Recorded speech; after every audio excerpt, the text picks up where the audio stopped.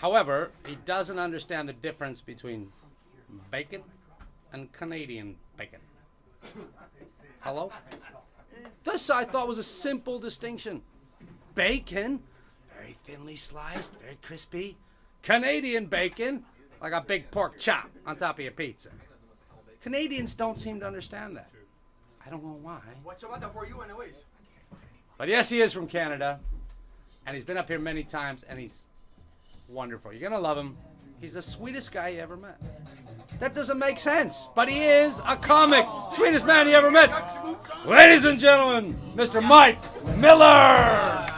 All right, good evening, everyone. So good to see you out here supporting comedy. Wasn't everyone great up to this point? We've had some great comedians. We've had Gary, we've had Victor, we've had Magic of Joe, we've had Mark with an amazing act.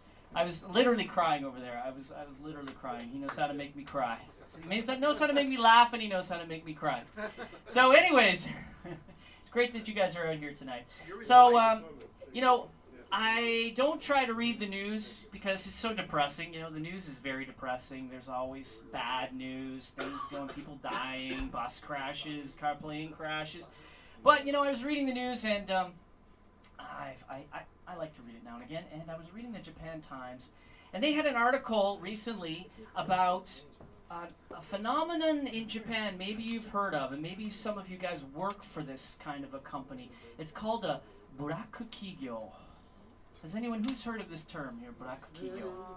Now, no, it's not anything about, it's not African Americans working in Japan. That would be great. I'm all for that. But it's about companies that have a really bad reputation with their workers. For example, there's a company in Japan. It's called Zawatami. Does anyone know this Zawatami? Have you guys ever had? Right down the street. It's a very famous company, but it has a very, very bad reputation. So when you think of Black Kigyo, don't think about, the best way to think of it is it's almost as if, you're working for an organization. Who's seen Star Wars here? You guys seen Star Wars Episode 7, everyone? It's almost as if you're working for an organization like the Empire. That's the kind of, and your boss is Kylo Ren. That is what a Black Kigyo is. So anyways, there was this woman working for Zawatami, this poor woman, and she was actually forced to work 140 hours of overtime in 1 month. Yeah, 140 hours of overtime. She was losing her mind. She didn't know what to do. I mean, it got so bad that she actually applied for a job at GABA. I mean, that's how bad it got. Really bad. So anyways, Zawatami, ironically enough, it has a really bad reputation for bad labor practices, but ironically enough, they also are the same people who run TGI Fridays. Does everyone know TGI Fridays? TGIF? The logo is TGIF. Thank God it's Friday. But in Japan, they kind of couldn't translate it very well because, in Japan it came out as kind of, thank God it's the day before that day I work a half day. Yeah. And for the people who work at Zawatami, it's thank God for, what day is it again? Because they work so much. So this poor woman, she worked 140 hours of overtime, and she committed suicide. Yeah, it was very sad. It was very sad. So that day that your train was late, when you were waiting for the subway. Anyways, moving right along. Now, this whole thing made me think a lot. I thought about, living in Japan and the things that a lot of people have to put up with in their workplaces. But what I really thought about was, is there a greeting card for this kind of occasion? Because in Japan there's this thing called karoshi, right? Karoshi. Who's heard of karoshi? Karoshi. Death from overwork. It's a Japanese thing.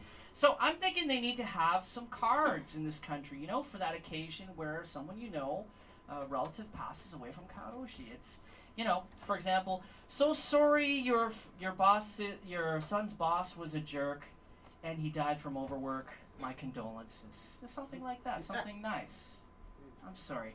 I was just trying to bring the mood up a little bit, after I was trying to end on a high note.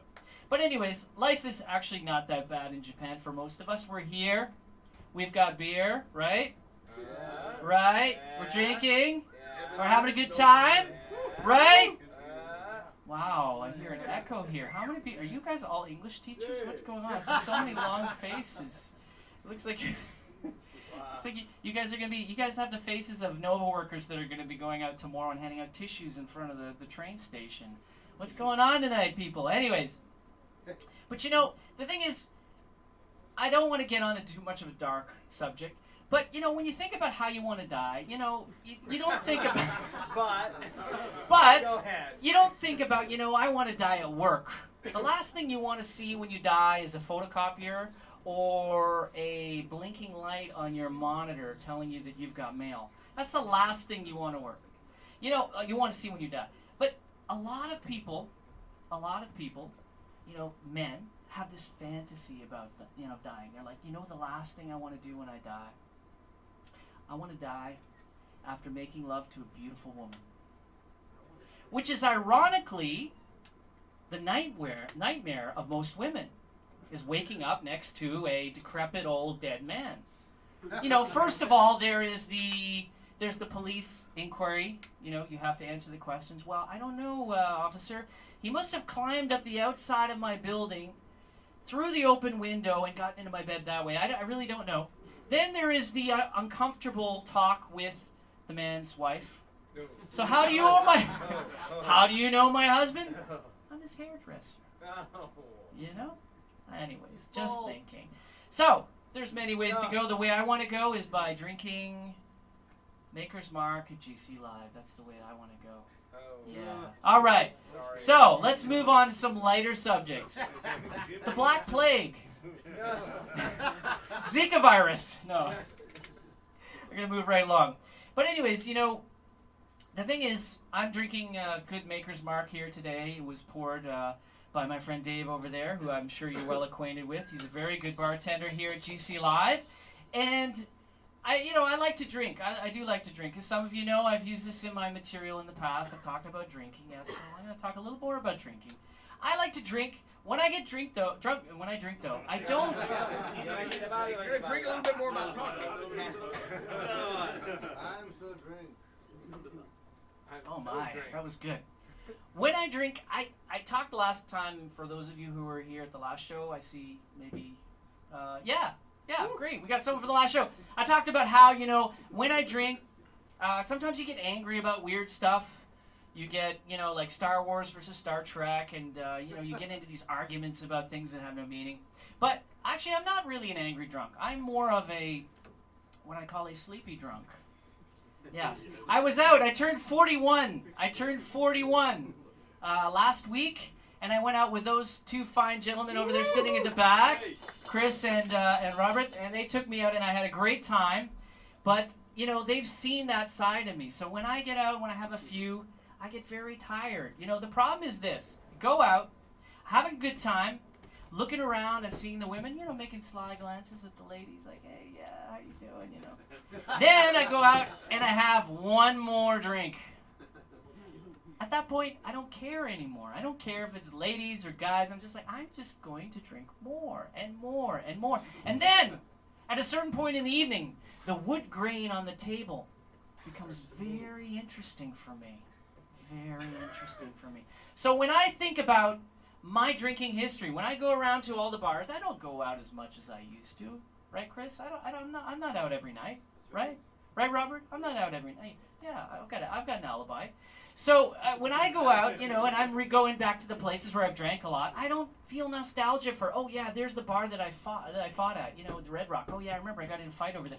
Oh yeah, there's the Hub. That's where I picked up that cute girl. I don't remember that. But what I do remember is the beautiful wood on the bar. What is that? My Lord. Where's Joe? Is he gone? He's gone? Joe, I don't know. I'll have to ask him later. Is that mahogany? I mean, I remember the wood at the Red Rock. Oh, that's a beautiful, beautiful bar made out of, it must be mahogany. Or the One Coin Bar. God, beautiful oak. That smell when you're lying on a beautiful oak bar. It's just wonderful. It's fascinating. When you're lying on it, you know. Yeah, it's a good smell. But anyways, You know, I apologize if you're not laughing because it's due to the fact that I'm a procrastinator. Yeah, procrastinator. Who here's a procrastinator like me? Me. Procrastinator. Okay, procrastinator, someone who puts things off to the last minute. That's me. Oh, me. So, you know, procrastination is usually a bad thing, but sometimes it's a good thing. You know, for example, I don't commit crimes because of procrastination. Yeah. Because why commit a crime today? Why kill someone today when you're angry when you could wait until tomorrow and do it then? I think this would be a very good educational plan for our convicts. Let's teach them procrastination, you know? Why rob the store today? There's always tomorrow. You've always got time. But anyhow, procrastination is, you know, I was just thinking about procrastination. And, you know how bad a procrastinator I am? How bad? Wait for it. Oh, yeah. I'm sorry, I was going to write the end of that joke, but last night I was on Netflix and I realized the X-Files just came out. I watched 6 episodes. I'm really sorry about that, guys. Anyways, moving right along. Procrastination can save your life, or can save your single life. Because when I was with my ex-girlfriend, the one thing that saved me from getting married to her unhappily was procrastination. I dodged that bullet like Neo in the Matrix. Or maybe that bullet dodged me. I'm not quite sure which way it went. But anyhow, my ex-girlfriend, she was, she is. She's still alive. That wasn't meant to be a joke, but I'll take any laughs I can get, ladies and gentlemen. I do not frown on laughter. But yeah, she was okay. This is gonna make you. Well, I'm not gonna say this is gonna make you laugh because then you're gonna just sit there and go. Okay, my ex-girlfriend. Can you guess what her profession was? Pole dancer. That's a good guess, but that's wrong. I'm sorry. I wish she was a pole dancer. That would be a story. Anyone else? Student. Sorry? English teacher. English teacher. No, not an English teacher. Sorry. Yeah? My student. No, not even my student. It's very strange. I know. She was a hairdresser. Guess you didn't need her. So, you know, it didn't. You know it wasn't going to work out because, like, seriously, what am I going to get out of this relationship? You know, I want a woman with a professional qualification that I can rely on, that can do something for me. But, you know, I have a new hairdresser now. A little bit smaller than my ex-girlfriend. In the drawer. She's got a beautiful name. Her name is Braun. And, but she's not very good at conversation. She just kind of hums. I don't know. Yay, the slow clap. Yes, the slow clap. But anyways, my girlfriend, I mean, she was a very nice woman. We got along quite well for most of the time. But, you know, procrastination had set in. And but, you know, the funny thing was how we met. Because we met on Halloween. Yes, I know, Halloween. At the Sexy. Who here has been to the Sexy? Yay! Slow clap for the Sexy. Wow, I can tell you guys had a really good time at the Sexy. Anyways, yeah, I met her at the Sexy, and you know what I thought? I didn't talk to her about her ex-boyfriends, but I had a feeling that all of them were kind of like Japanese boy band kind types with the huge hair, and you know they would come up to her about once every 2 weeks and go, you know, my bangs can cut long, you know, and she'd be like, okay, fucker, get in the chair, I'll cut your bangs. So when she saw me across the dance floor, she was probably looking at me thinking, my God, there is a low-maintenance man. That's exactly the type of guy I want. Was she ever wrong? Whoa. But anyways, it was really what I recommend for you guys. We met on Halloween, so I recommend for all of you guys who are single. Who's single in here? Single people? Single people? Okay, we got one, two. There's 2 of us here. Single. 3. Really? Since when? On Fridays. Fridays. Okay. Fridays. He's on the weekend release program. So Dave's on furlough. Well done, But he's Dave. got to report Well to done. his Nice, he's nice. got to report to his officer on Monday. But anyhow, yeah. So what was I talking about? I was talking about but I recommend to all of you guys the best time to meet your new woman is on a holiday. You got to meet her on a holiday like Halloween. Why? Because then you remember your anniversary, right? Right? Good thinking. Yeah. Because if you don't meet her on a holiday, it's like Dave used to tell me at the Red Rock, 50 clicks out of Saigon. It's like Vietnam in 1973.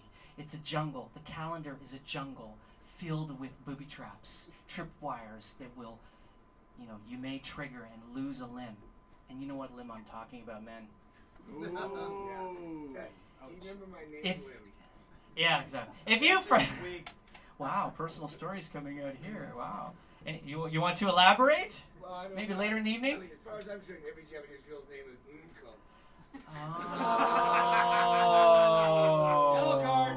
Yellow card. Yellow card. Yellow card for the bartender. Anyways, no, I'm not gonna rag on Dave because he's pouring my drinks, so I can't. It's just not a good idea. But anyhow, it's like a jungle. You're out there. It's February. You forget it's Valentine's Day. You're dead.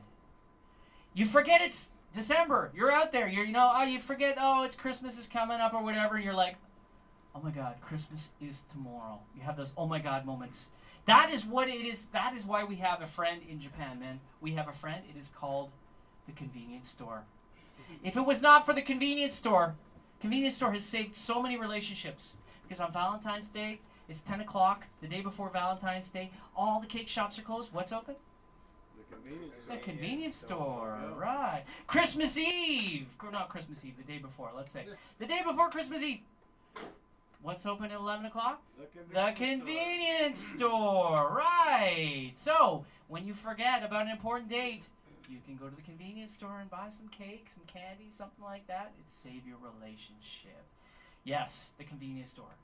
But convenience store, why is the convenience store so convenient? Because life for salarymen in Japan is very inconvenient. When you get off work at 10 p.m., where are you going to go?